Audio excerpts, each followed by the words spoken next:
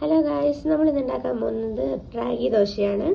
അപ്പം റാഗി ദോശയ്ക്ക് വേണ്ട ഫസ്റ്റ് റാഗി മെയിൻ ഇൻഗ്രീഡിയൻറ്റ് നമ്മൾ ഒരു നായി നിറച്ച് കൊടുക്കുന്നുണ്ട്.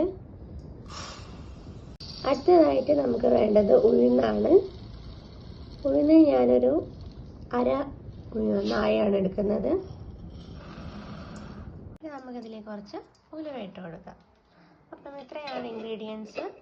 ഇത് നമുക്ക് നല്ലോണം കഴുകി പുതിർത്തി വെക്കാം. അപ്പം ഞാൻ നല്ലോണം കഴുകി ഇതിൽ വെള്ളം കുതിർക്കാൻ വേണ്ടി വെച്ചിട്ടുണ്ട്. ഇതൊരു 6 മണിക്കൂർ കുതിർത്തതിന് ശേഷം നമുക്ക് അരയ്ക്കാം. അപ്പോൾ ഗൈസ്, നമ്മൾ കുതിർത്തി വെച്ച മാവ് അരച്ച് സെറ്റാക്കിയിട്ടുണ്ട്. ഇനി നമ്മൾ ഇതാണ് ഇതിൻ്റെ ടെക്സ്ചർ. ഇങ്ങനെ ഈ ഒരു ടെക്സ്ചർ കിട്ടണം. ഇനി നമ്മളിത് ഒരു 6 to 8 hours മൂടി വെച്ച് പിന്നെ നാളെ നമുക്ക് ദോശ തൊടാം.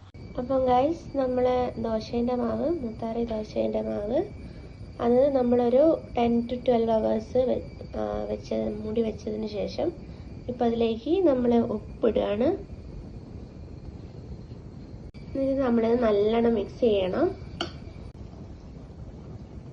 പാനിലേക്ക് കുറച്ച് എണ്ണ തടവണം. ഇതിലേക്ക് നമ്മളെ ദോശയുടെ മാവ് ഇട്ടാണ് എന്നിട്ട് ഇത് മൂടി വെക്കണം. അപ്പോൾ നമ്മൾ അതിൻ്റെ അടപ്പെടുത്ത് നമുക്ക് തിരിച്ചിടണം.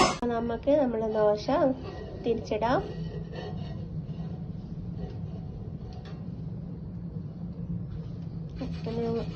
പാനിൻ്റെ അടിയിൽ കുറച്ചുകൂടി എണ്ണ തടവി നമുക്കിത് തിരിച്ചിടാം.